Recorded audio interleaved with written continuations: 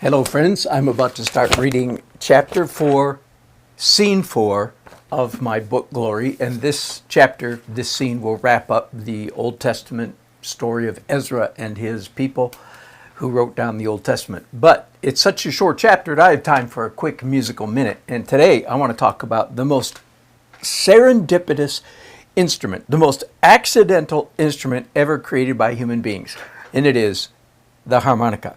Now, why it's accidental is the harmonica was invented, I don't know, sometime in the 1800s, second half of the 19th century in Germany, and it was invented to play polkas, like this.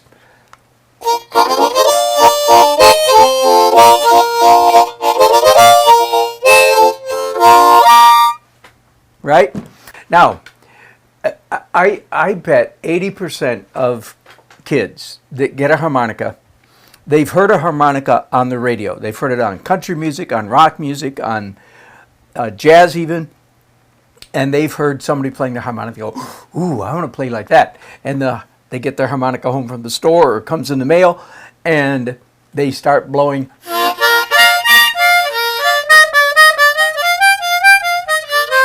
It doesn't sound anything like what they heard on the radio, and very quickly the harmonica gets thrown in a bottom drawer or under the bed or out the window. What's going on? Well, what's going on is the poor kid, I'm saying kid, could be an adult too, you need lesson number one. Harmonica is one of those, unless you're already very gifted musically, you need a lesson because you're going to play it wrong. So the instrument, as I said, was invented in Germany, and it was primarily a blow instrument.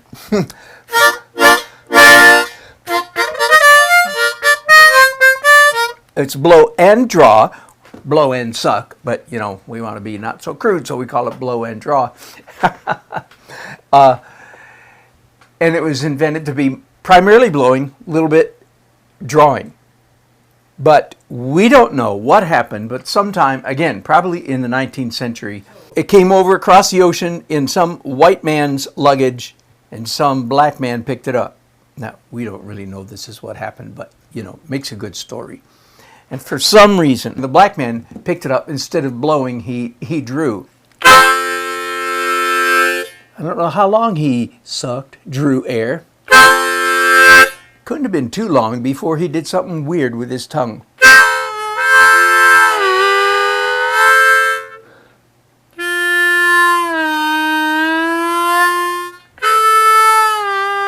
So what I'm doing, the air is going in, and I make my tongue go toward the roof. I constrict the cavity in my mouth. So here's what happens then. Instead of, it turns into this.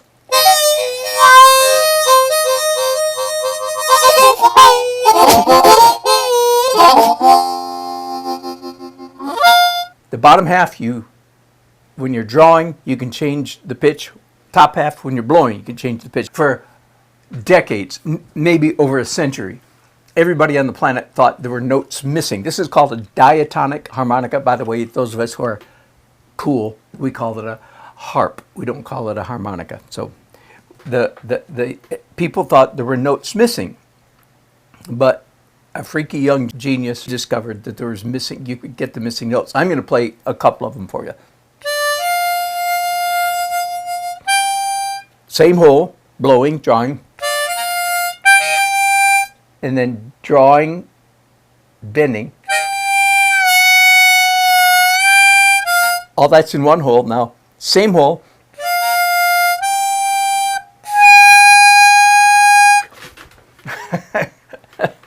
That's 4 notes on one hole. And now he's taught all the rest of the world how to play all the missing. I can't play all the missing notes. I don't have the skill that he does, but I have several of the key ones, that being one. So now we play a blues harp.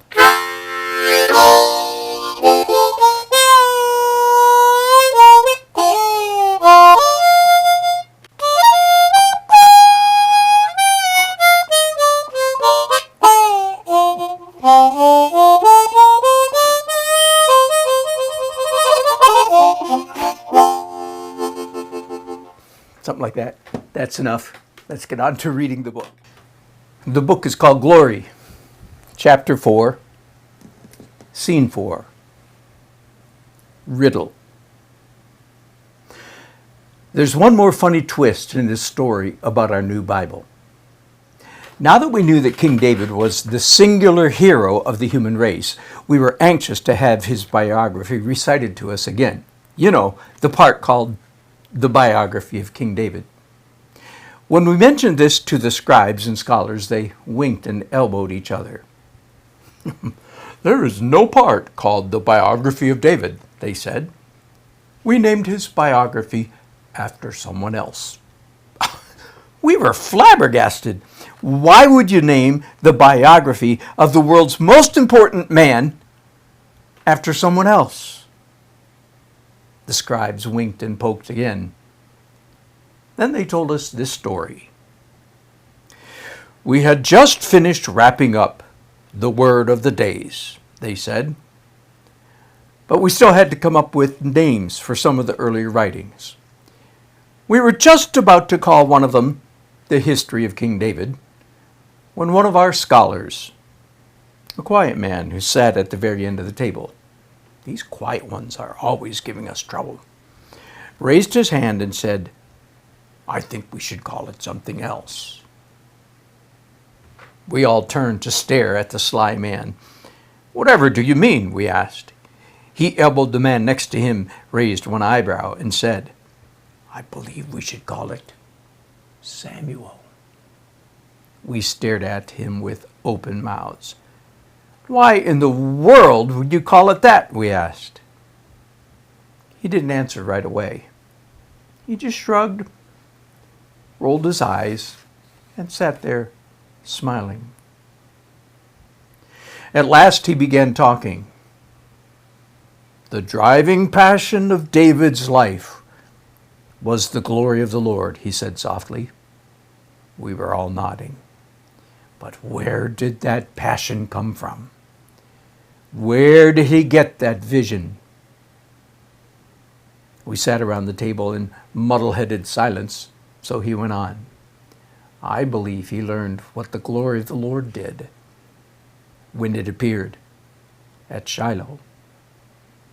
And why did the glory appear at Shiloh? Nobody answered him, so he continued, because of Samuel. You might say Samuel was the original glory bringer. Without Samuel, there would be no David. There would be no Zion. This riddle will push people to examine the scriptures with even greater curiosity. So, the quiet man at the end of the table won the day.